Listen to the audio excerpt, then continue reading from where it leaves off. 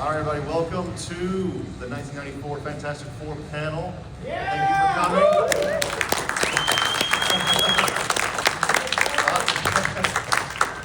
I am Andrew Bush from the Superhero Stuff You Should Know podcast, and here's my co-host. I'm Ben Lund, and I also help run Superhero Stuff You Should Know.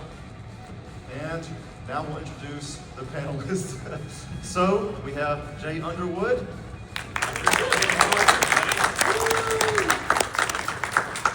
Mark Sykes.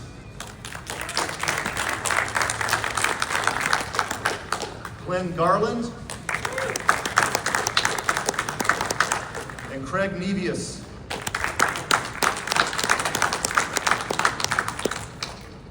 So, before we begin, we understand sometimes, we've been telling some people we are doing this panel for the Fantastic Four from the 90s, and sometimes I get asked, there was a Fantastic Four movie in the 90s? So, what is the story behind this? So many of you are here because you know that story, but for those who don't, we actually have a nice video to introduce that idea from somebody who could not join us today. Yeah. Right, there's some technical difficulties already.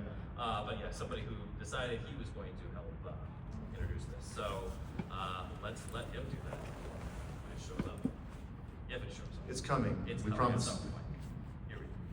That's not what we want. It's still coming. I think it's a Windows issue. We might have to. Bring it over to that. Hold on a second. Bring it over to that window. Hold on. Yeah, that's it. There you go. Hold on.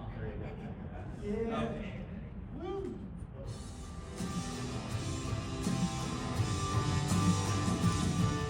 Hello, this is Joseph Culp, also known as Dr. Doom from the Fantastic Four 1994.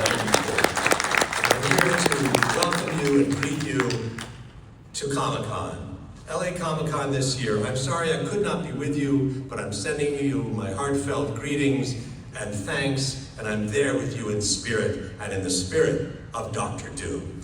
This year marks the 30th anniversary of the intended release of the Fantastic Four, 1994, which, as many know, was held back from said release and suppressed for many years. But thanks to the love of fans and the goodwill of people everywhere, it has been seen, shared, copied, and disseminated through bootlegs, these 30 years over a couple of generations of fans.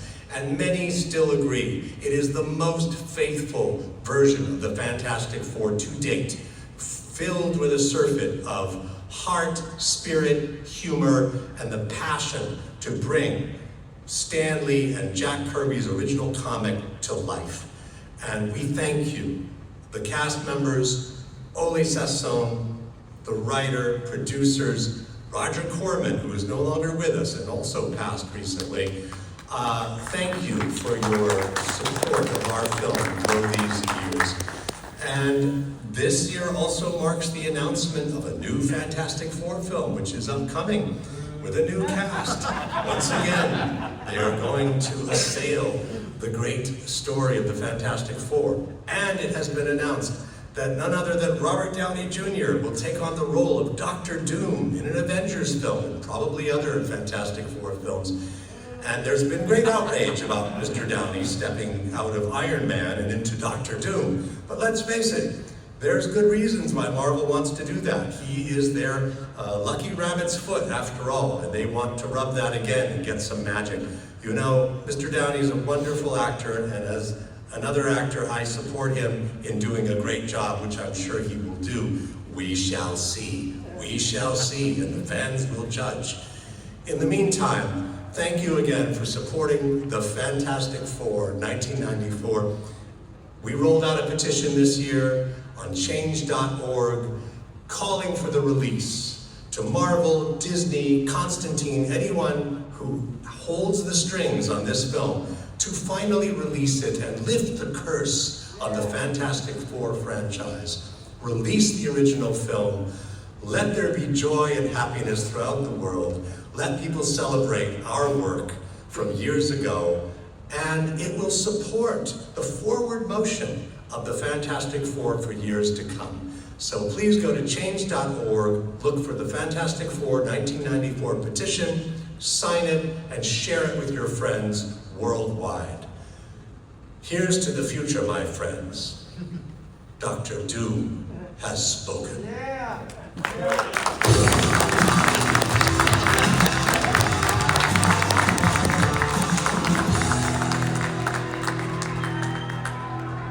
Heck yeah.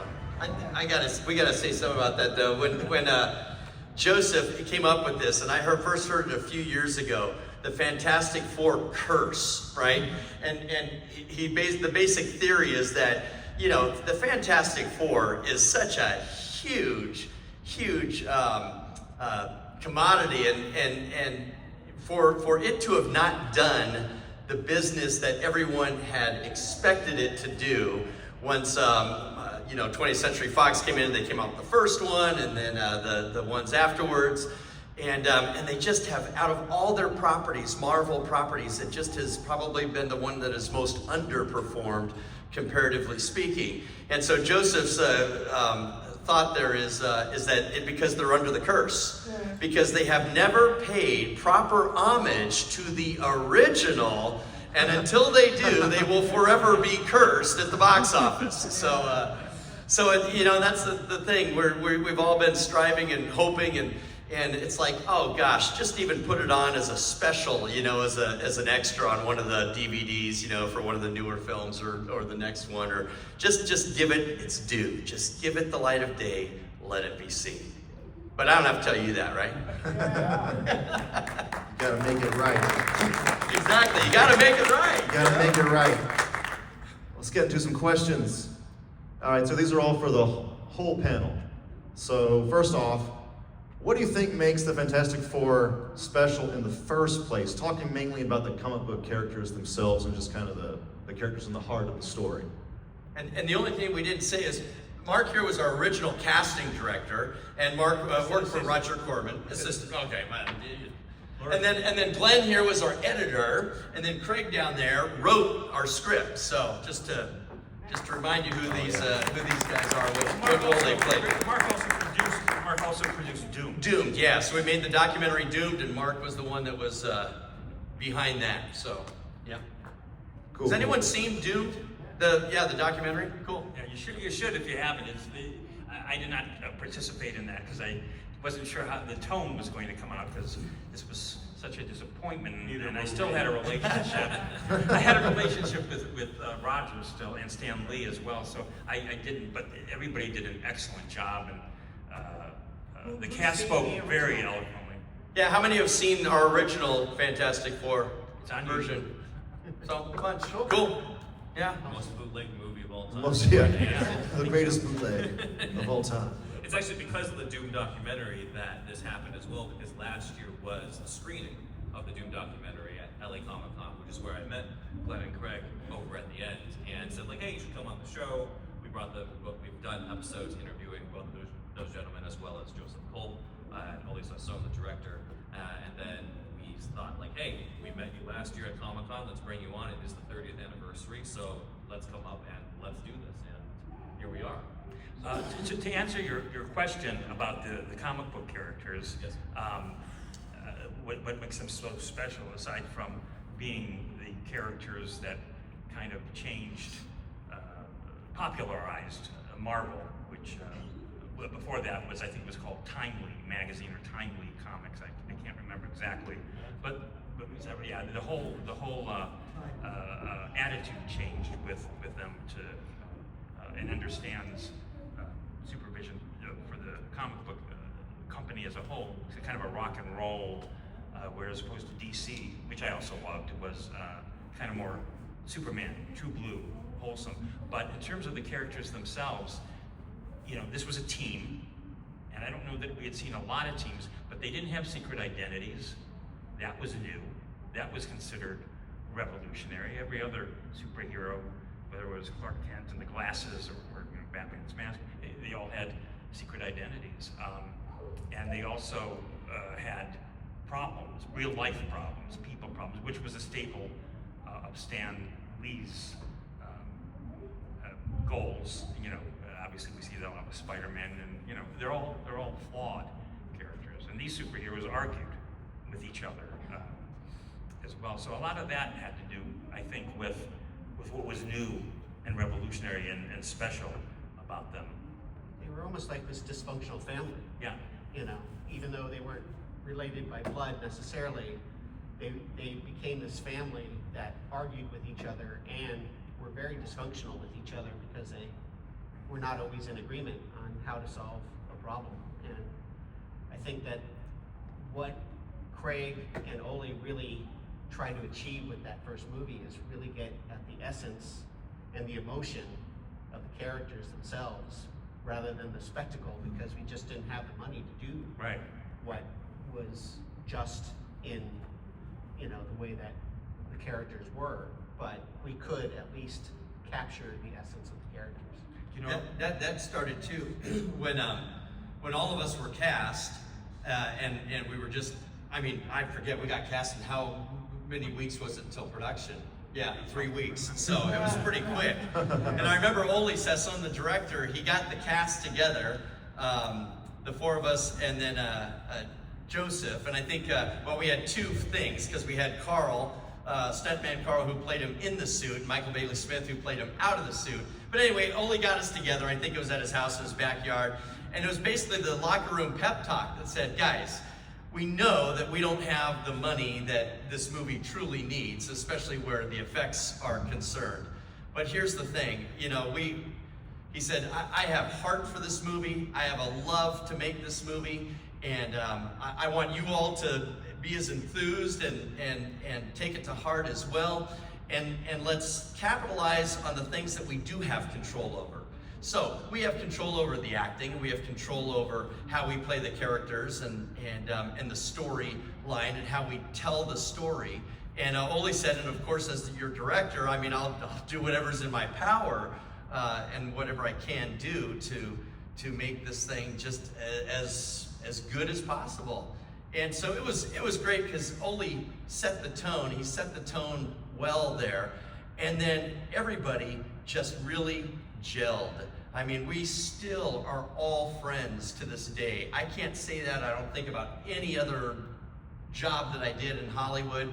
But man, our Fantastic Four group, you know, 30 years later, we're still just friends. And it was that way while we shot, and Mark will tell you, when you work on a Roger Corman film, it ain't no picnic, you know? So you're fighting the cockroaches and the ants in your dressing room, and you're, you know, in basically a condemned building in Venice, you know, shooting your stuff and that kind of deal. And so even more of a reason that we all bonded, and that certainly extended to the fellas and the folks that you see up here on the stage. And what do we have? Dr. Doom? Dr. Doom! Woohoo!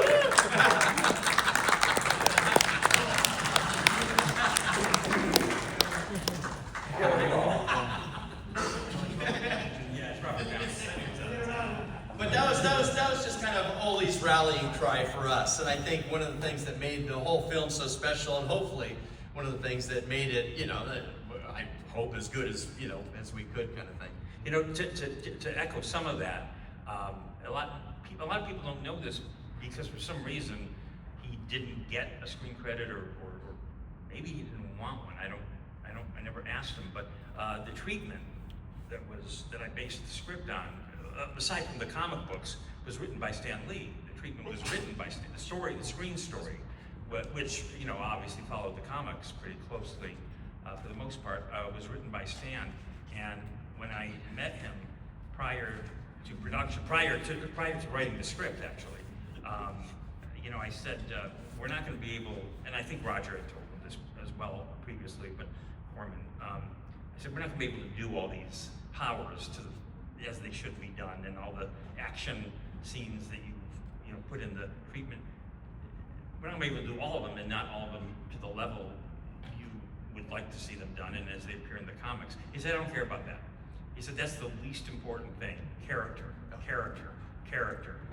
And I said, okay. And I said, character? And he said, character.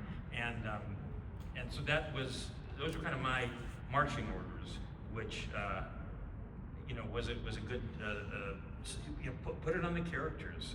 And the other thing Stan said was, he said, everybody knows what they can do. You know, meaning the fans. He said they've seen it, you know, in the pages, so represent it. as best you can, but stick to the relationships And that was what they're the- dealing with. And that was the edict all the way through post. I mean, it was like character, character, character, and I think that's why it still is in people's hearts so much.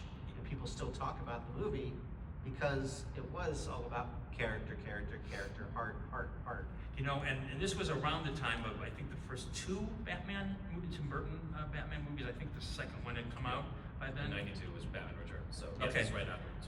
You know, so the tone was shifting in the filmed representation of adaptation of comic books from what the Christopher Reeve Superman movies were, which were terrific, and especially the first two in and of themselves. So you know, we could have gone a darker Fantastic Four. I think there probably is a darker Fantastic Four story or even origin story that could be effective. But number one, we didn't have the money for it to go dark. So we were unapologetically true blue, not ashamed to be a little bit corny in a true blue, red, white, and, you know, like Superman, Christopher Reeve Superman was. This was about bright colors, not darkness. You know, Well, and even when you look at the costumes too, But when yes. we all got our blue spandex, you know, Fantastic Four things, some of them you'll see the numbers kind of down below the belt, and it's, you know, none of it's perfect. But then the answer was, well, Sue Storm made them, you know. I mean, she made them in her, you know, at home, and so it was like it didn't have to be perfect, you know. And so yeah, and, you know, one of the interesting things about the new version they're doing that was recently announced, and you know, I don't know any more about it than you guys do, but what it seems to me, you know, setting it in the 60s, I think is a good idea because it gives a distance from the less successful movies that they have done. from the curse, From the we'll curse, see. from Joseph's curse. But also putting it in the 60s, I think too, is closer. We didn't put it in the 60s, but it's closer to the tone we had, which was Stan's tone, which was the original comic book's tone, as kind of a more innocent, which doesn't mean there's not evil, but more optimistic, you know, because it's a 60s.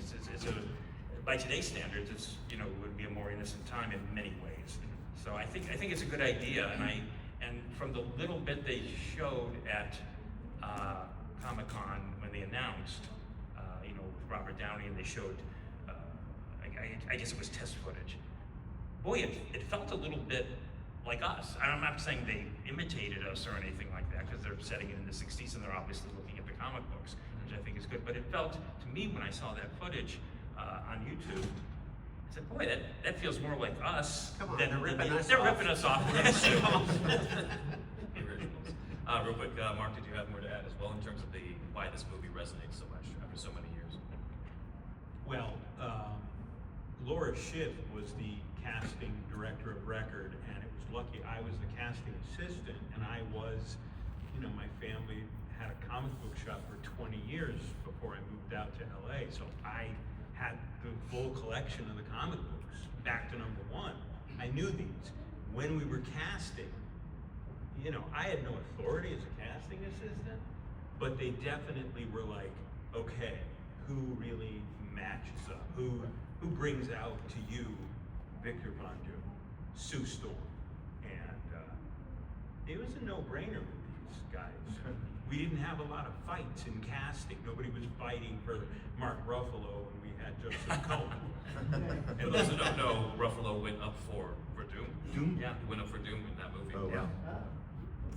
Yeah, I still have the original casting sign-in books.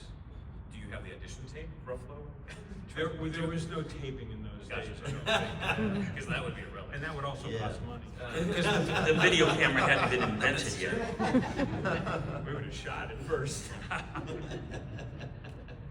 So real quick before we get to stuff, so I know, Greg, we're talking about the earlier stuff, the earlier writing. There was treatment from Stan Lee. There was a tidbit that you shared on our show as well as last year about how in the original script there was a sequel tease that we did not get to see in the movie. Yeah, So let's go into a little bit. Yeah, a little bit of that. it almost could have been considered the first Marvel post-credit sequence, almost. although they didn't exist yet. But in his treatment, at the end of the adventure, when the heroes are victorious,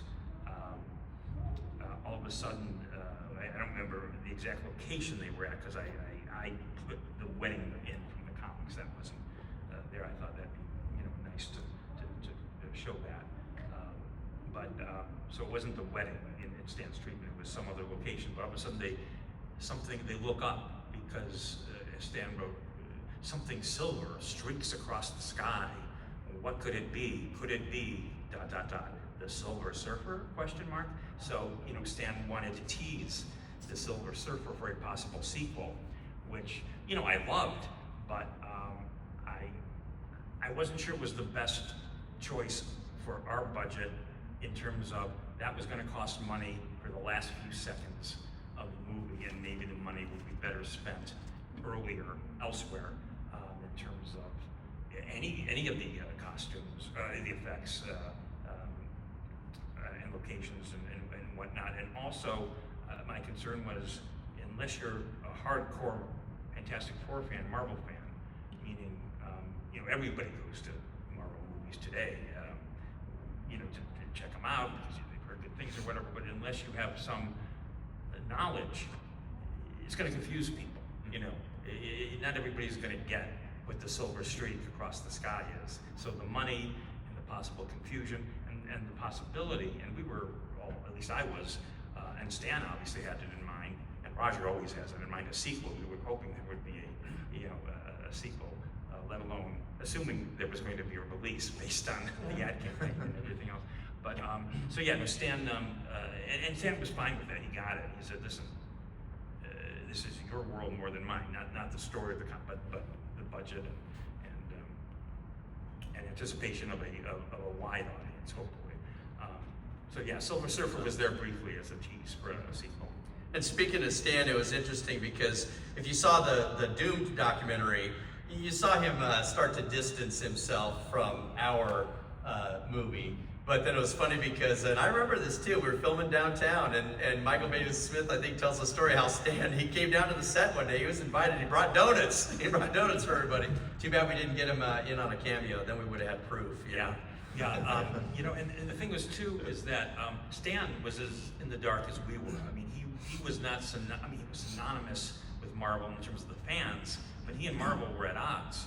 I don't know if you remember back then, in terms of money owed and whatnot, and eventually, they came to an agreement several years later. I continued to know Stan, and we worked on another project about his life that we sold to 20th Century Fox, a biographical movie about his life and how he created and guided the comics and a lot of these characters. But as usual, Marvel put a monkey wrench in that. They said Stan doesn't control these characters, and I and a couple of lawyers disagreed that he has the right to his life and to tell his life, as long as we're not doing a Spider-Man movie, which we were not, but certainly he could represent his life, and it's called fair use. But anyway, Marvel and 20th Century Fox were going to do business on other things. So anyway, that didn't come to fruition, but the point being is Stan was as in the dark as we were, because he was not, he didn't know the terms of the deal. So Stan was like this island between us and Roger and Constantine, and Marvel, all of whom he had relationships with, although the Marvel was more contentious at the time.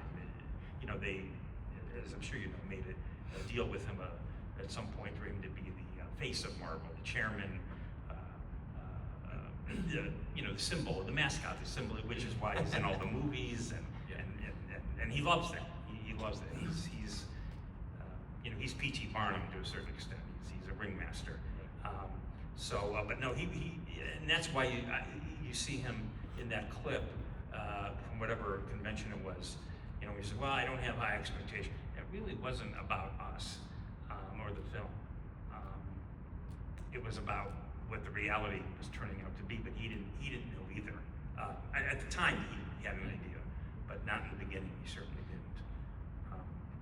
So, thank you. Cool. All right, so do you guys have a favorite or least favorite scene or moment in the film? Mine was the scene where they, I refer to it as the greatest weaknesses become their greatest strengths.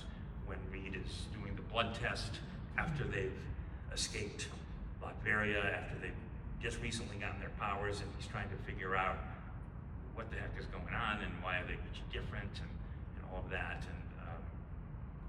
And Zeus says something about being shy around him, and he suddenly gets it. You're shy, hence you vanish. Johnny, you've always had a hot temper. You're very fiery, so what happens? I catch fire. And Reed, I always stretch myself too thin trying to do this, right? So I always liked that scene in terms of the theme and in terms of the performances and in terms of the pathos and that their greatest weaknesses, or the things they saw as their greatest weaknesses, became their greatest strengths, their superpowers. Glenn, how about you? Yeah, I mean, I would say that the wedding is a high point for me. It's just something. You see Except for the arm. but yeah. I would say one of the weak points It's the arm.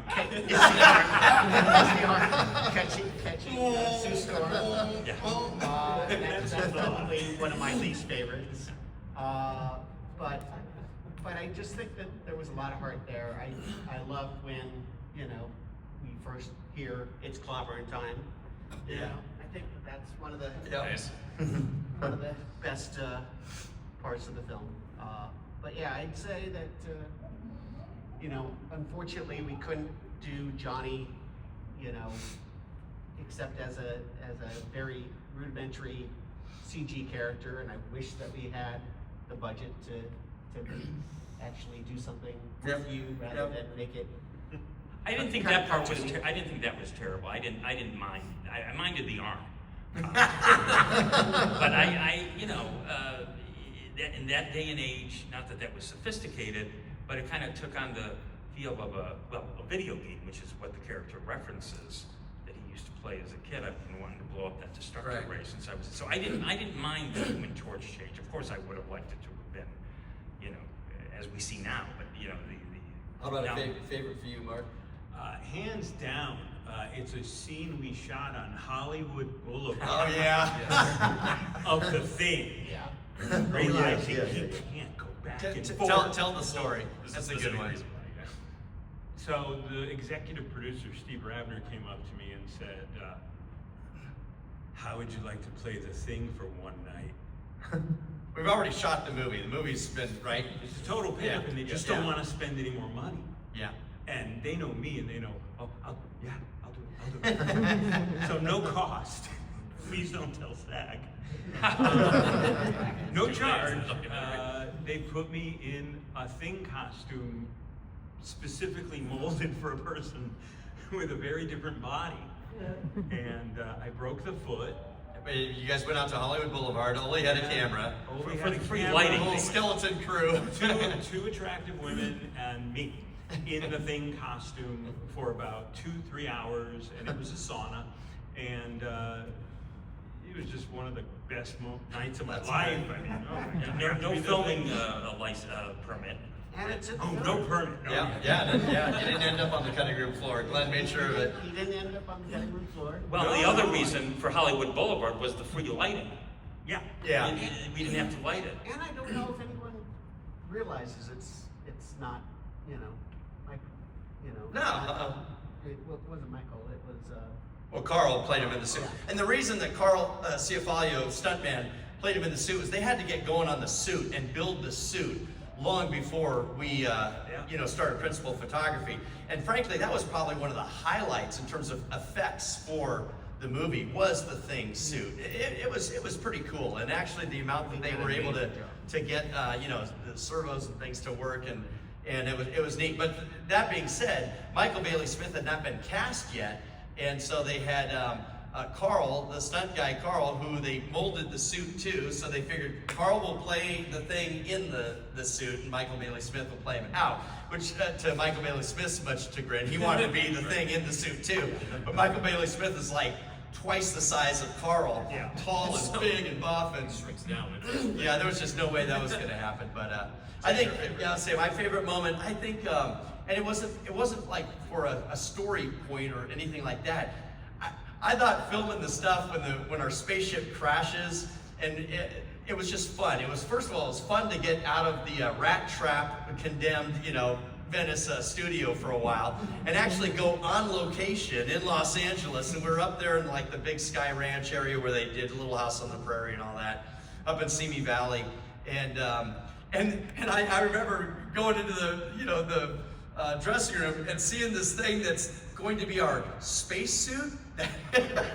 And you look at it, and okay, and it's got a little pack on the back that just Velcros on, and these have been recycled from other rods. That was the other thing was, except for our Fantastic Four spandex, all the other costumes were recycled from other Roger Corman movies, including the spacesuits.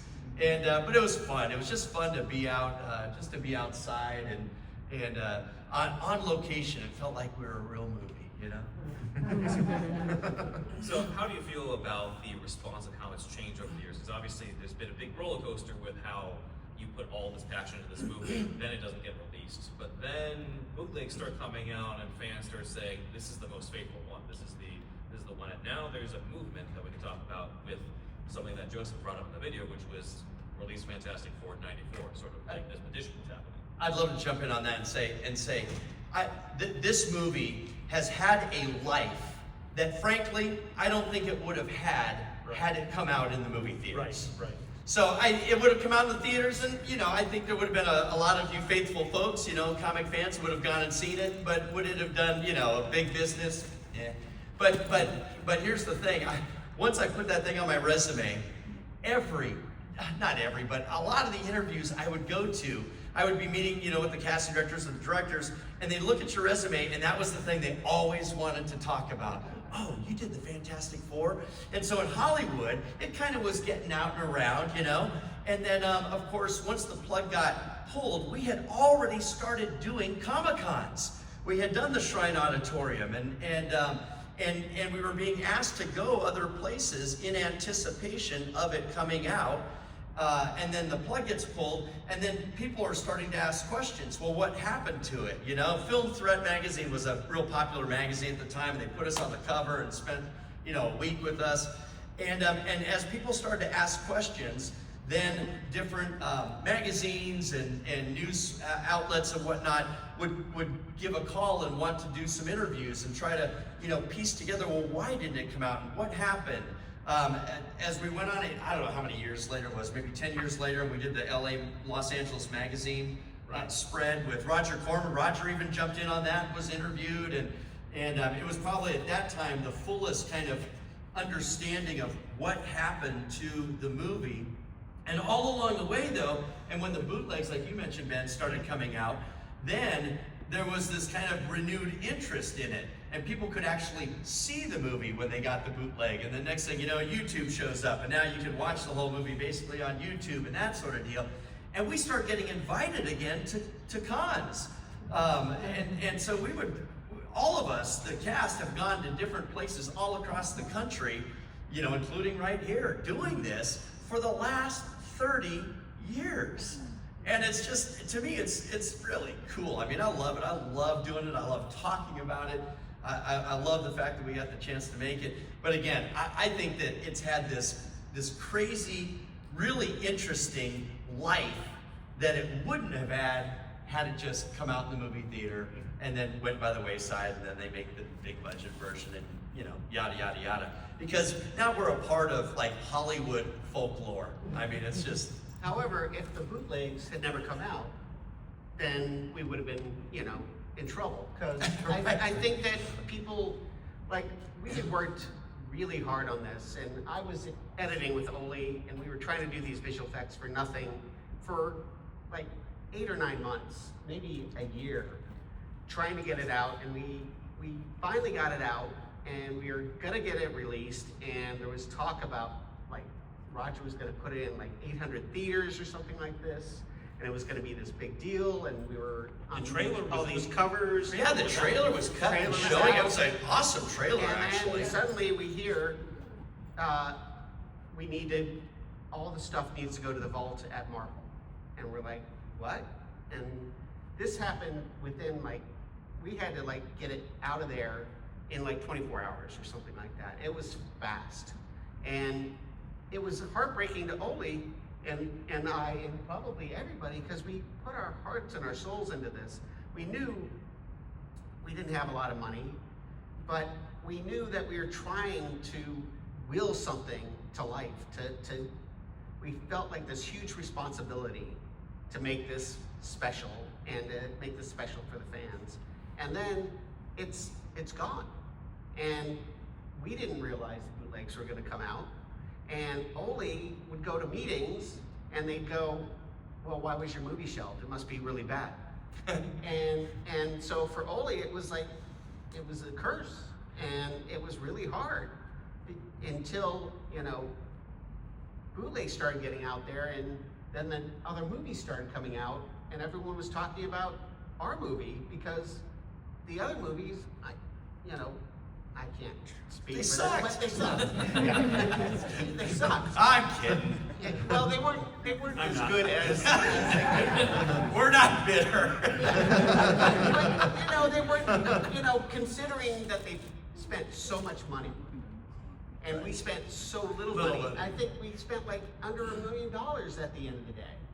And they had all this money, all these resources, and ours was more true to the characters. And so then suddenly people started going, oh, maybe you guys didn't screw up. Maybe there was something more going on. And, if you see the documentary, you'll see a lot more about what was happening. I like when Oli tells the story in there, because so when just like Glenn said, when they were going to get locked out and everything was going to be gone, Oli took whatever he had and went to Telecine, went to the lab to have a copy made, or copies that he then gave to all of us as cast members and whoever else he wanted to do that for. And he said, I can only imagine, there's some guy in the lab running these copies off, at 2 a.m. and he's looking down going, this is the Fantastic Four, And, well, maybe I'll just make a couple of copies for myself. And, and next thing you know, Because none of us, bootlegs start showing up. all of us say we didn't do it. So Yep. Yeah. it must have been the Lightning Dubs. Yeah. What's funny is I didn't know that Oli had done that until the documentary, all these years later. The funny thing is, I had done the same thing at the same place, in that a copy was given to me. See, I was tipped off that this was about to happen by Roger's lawyer, who was also a producer, Steve Rabner. He probably doesn't want to be named. And he's, because we had worked together before on a family film, and we had a nice relationship. And he said, "Listen, I got to tell you something, and this is what's about to happen." And I don't know that I was mad as much as I was devastated. But anyway, he said, "Here's the film. You gotta give it back to me in 48 hours because it's gonna have to go." And I went to the same place Oli did, and neither of us knew that until the documentary, and made a couple copies, which I didn't have to distribute, but I wanted them for myself. And I thought for years the same thing. I bet whoever copied it realized what it was and made a copy, and somebody else made a copy. So I think the culprit is Lightning Dubs. Wait, Mark got a little antsy. So what do you want to add in, Mark? Come on. Yeah, there's something. I'm kind of the common denominator here, I because didn't know. I was in the room for all the interviews for the documentary. So we interview Oli, we interview all of us. these guys, all the cast. And I'm not gonna, be specific, but the story you just told, each of you, I heard 7 or 8 times in interviews with cast and crew. There you go. Because at the end of the day, you remember, Steve Rabner was a sweetheart. Yes. Steve Rabner was very kind to me. he made sure I got Dr. Doom's cloak. He was great with you guys. Ole was a sweetheart. Everybody, I think, in power felt bad. I'm not talking about New Constantine or Marvel, but the film, they knew how hard we worked up in that studio. The marketing people, the distribution people, we were crazy excited about Fantastic Four because it was a guaranteed theatrical release. Carnosaur was a huge hit for Roger. It was the previous movie we made, but it showed in one theater in Burbank, you know, just to say it was in a theater. Fantastic Four was going into theaters. And there was articles and Yeah. anticipation. I mean, this was big time for Roger, for his, you know. He for had his- never done Yeah. anything like this. Yeah. So we were so excited, we were so amped, we were so proud, because we all did extra stuff on this. Yeah. I came down to the shrine with you guys, you know, I was the thinker, and I would have done anything. So would everybody in that office. And then that. Thank God whoever leaked it, copied it, and Exactly. copied it, and copied it, and leaked it. Right. And Thank God. what's Whoever that weird was. is I don't know how many years later it was, but like maybe 5 years later, a friend of mine was at Comic-Con down in San Diego and like saw it and bought it, and I bought this copy for you. I'm like, what? What the hell is this? For a long time, I took it off my resume, not because I didn't like it, or was proud of it, I was, but because there was a perception that it couldn't be released because it was bad, and I didn't want to, you know, go to pitch meetings and have them go, oh yeah, that couldn't be released. How was it really? You know, I didn't want to keep doing that, so I took it off my resume. And And arc over the years, because I remember when you came on our show, it was like this was the first interview you had done. Yeah, it was. On the Fantastic Yeah, Four. this That was year, This year, you guys. it was earlier this year that we did with. yeah, I hadn't done one before. So we got one more question, and then we got another video to show you guys, and then a special treat before we do, if we have time, an audience Q&A.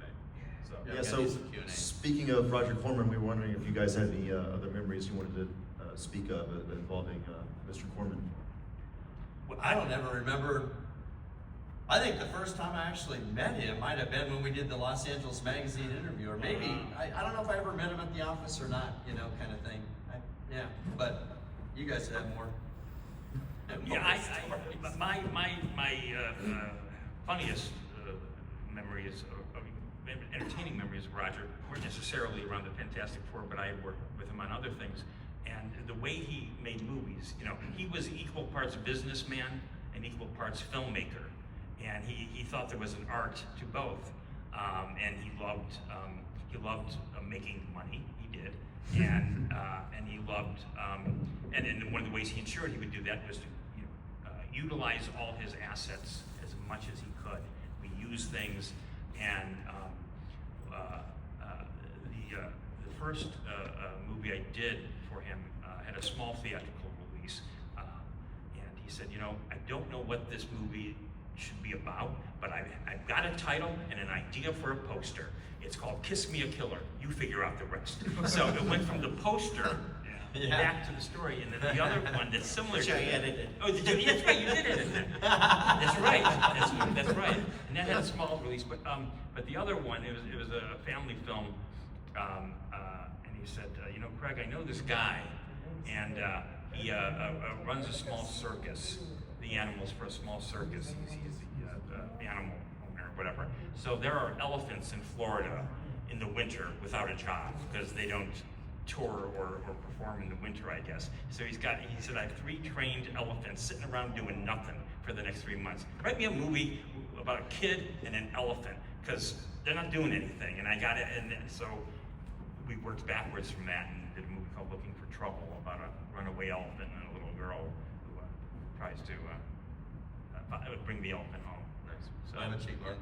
I'll say that this wasn't the Fantastic Four either, but there was this movie that he did called Full Fathom 5, which was his version of The Hunt for Red October for no money. And it didn't turn out so well. And so he was, after the screening, he goes, usually I let everyone give their notes first, but I feel compelled to talk And I am so angry, I'm so frustrated that the only thing that's keeping me from throwing this coffee mug out that window is the price of that window. That's great.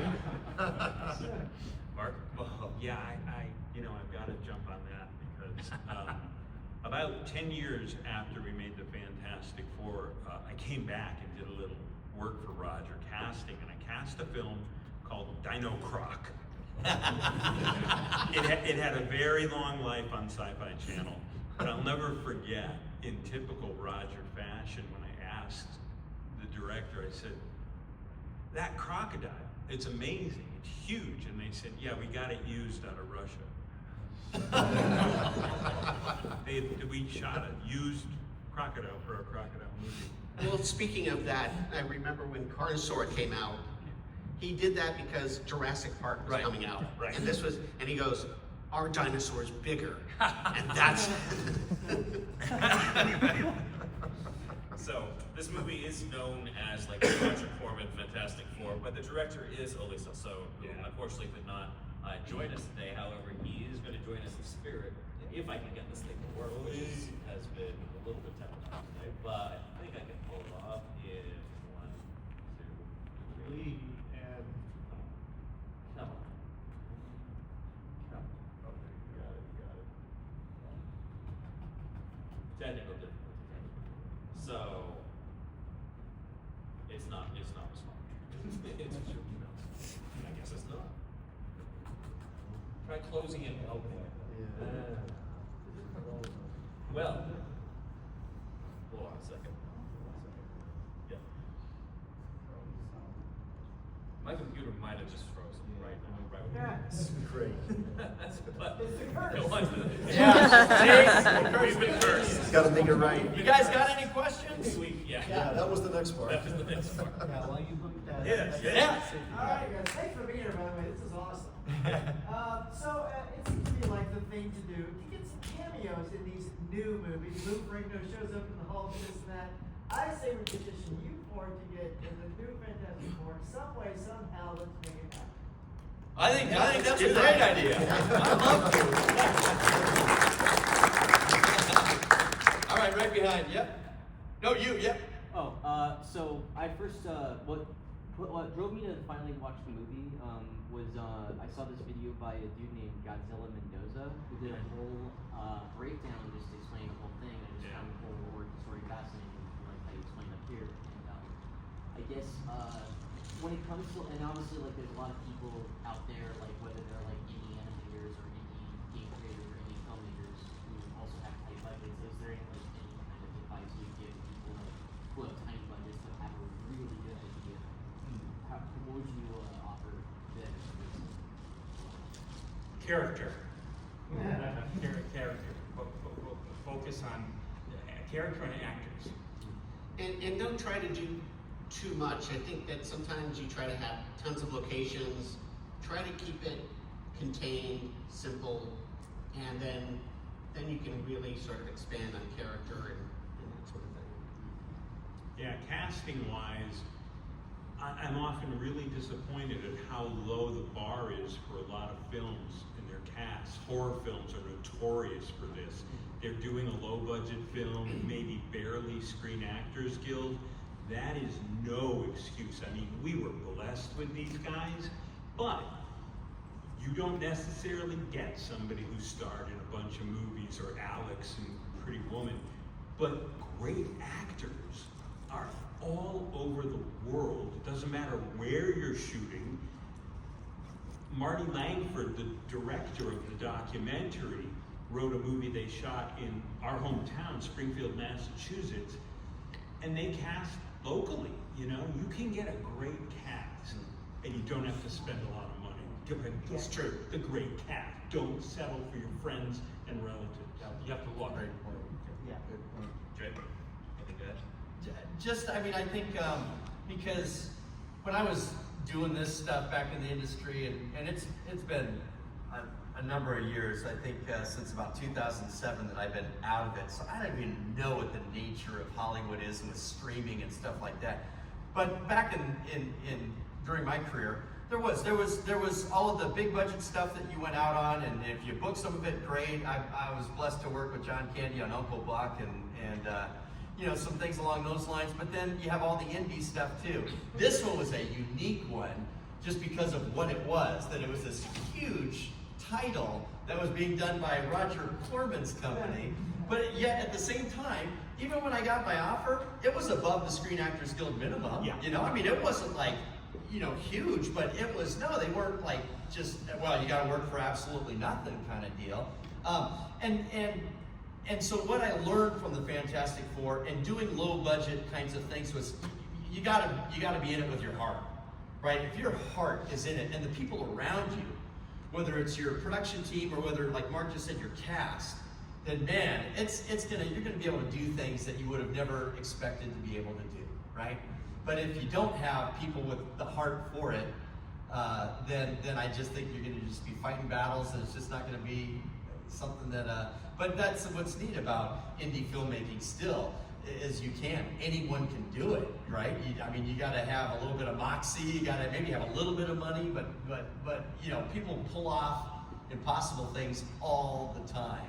But they do it because they believe in what they're doing, and again, because they got heart for it. And don't underestimate post, because you'll be in there for a long time. There you go. And it ends up costing money to do that over months and months. But if you really polish it and you really hone it, you'll have a much better product in the end. Awesome. Thank you. You have to cut the questions there, right? Because we have to do the. Maybe, finally got I think we that. have time for one more. One more question. Right here in front of I was just wondering, who is, for each of you, who is your favorite Fantastic Four member? Who's your favorite Fantastic Four member? Oh, favorite member, or did you say memory? Oh. Well, So my history with the Fantastic Four was, I was not a comic aficionado as a kid or anything. I remember I read Mad Magazine, and I think Archie and Jughead, and I remember that stuff. So when my manager called me up about the Fantastic Four, I was like, huh? You know, he's like, it's the Fantastic Four. I go, oh, that's cool. He goes, no, you don't understand. It's the Fantastic Four.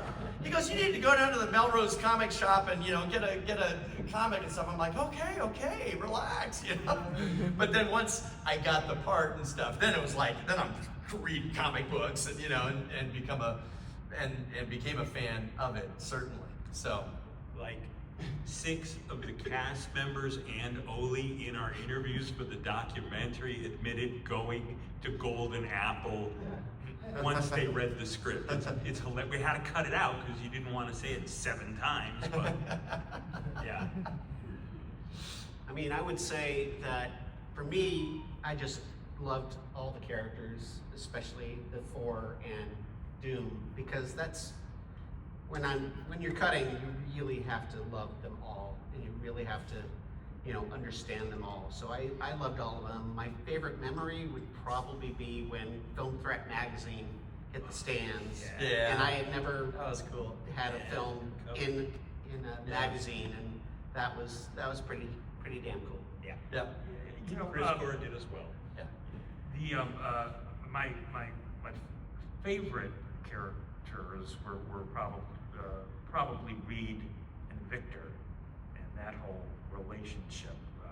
That was for me, and so probably even Reed more so. But the most fun to write was Johnny and Ben Grimm, just because of the squabbling and their outsized personalities, the tempers. They were the most fun to write. But Reed and Victor were probably my favorite. I can't give you my worst memory. My worst memory was when I got the part and they said, now we need you to go get your hair dyed blonde. Because I just had normal, I don't have any hair now, but you know. And so I go to the guy that did my hair at the time and I said, so I gotta go blonde. He goes, all right, we'll do it, you know. And so they put the stuff, he puts the peroxide or whatever it is, you know, in my hair. And next thing you know, like 10 minutes later, it's starting to tingle. And he's like, oh no, it's got to stay in there longer. And I'm like, then it started to burn. There was that scene, Spike Lee, where he, and I forget what movie it is, and the same thing happens to his hair. And he starts bouncing up and down, And so I'm sitting there and I'm starting to tear up. And I said to my friend Jonathan, I said, I don't know how much more I can take of this. And he goes, and he looks and he goes, okay, let's go wash it out. So he washes it out, and my hair is orange, and I've got these blisters all over my head. Oh man, it hurt. So then he had to do like highlights, I guess it is, the rest of the way, and it took forever. And that's my worst memory. It was worth it. See if this works now. Let's see. Cross your fingers. Hey everybody, my name is Oli Chasson. I'm the director of the Fantastic Four 1994.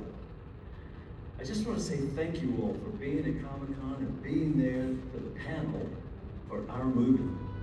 And I just have to say, when we made this movie, we really put our all into it because we were just enjoying the process. We were, first of all, very excited about doing a movie about the Fantastic Four. It was created by the great Stan Lee and Jack Kirby, and we just had this energy and dedication. We all just put so much into it, and I think that's why the movie is still being watched after all these years, because we really had fun making the film, as hard as it was.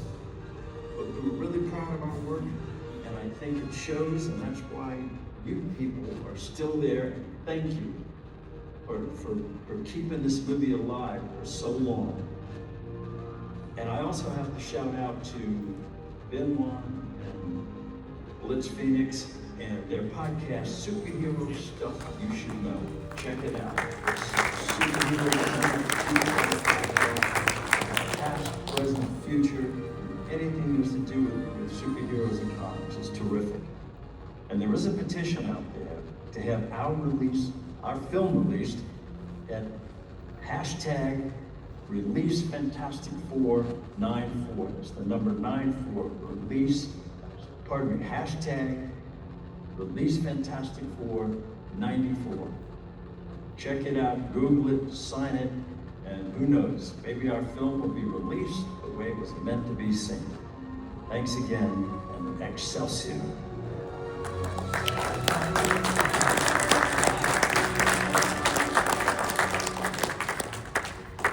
So before we wrap, we thought we would give everyone a special treat, which is that this is the 30th anniversary. We did have Joseph Holt earlier into the series, and he did a monologue for us that was reciting the Doom World monologue. That you can find that on YouTube.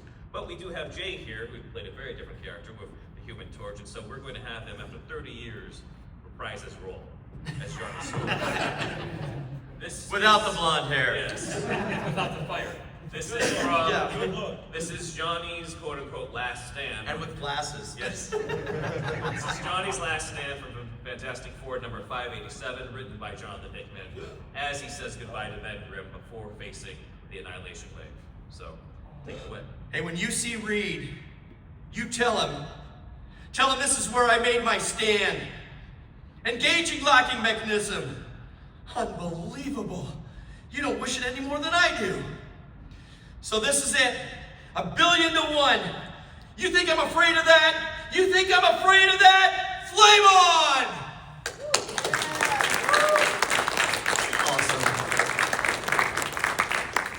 I don't know if there's any Academy Awards in my future, but I was just going to give you some notes. Thank you. Don't call us, we'll call you. We won't call you. It's a casting thing, sorry. All right, well, this has been awesome. I'm kind of sad it's got to end, I guess, but we want to thank you guys for coming on the panel, and thank everybody here for coming to the panel. Yeah, thank you guys. And please support Fantastic Four 94. Yes. And meanwhile, as you heard from Ole Sasson, we are Superhero Stuff You Should Know. You can check this out on YouTube, any podcast that you have.